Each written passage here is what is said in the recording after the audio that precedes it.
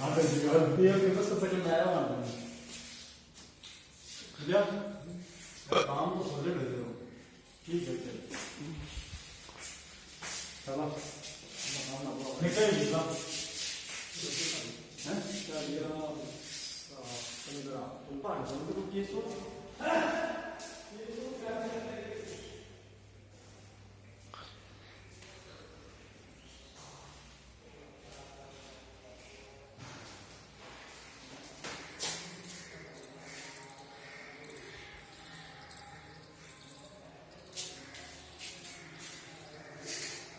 तो क्या दीवार बनाई कितनी है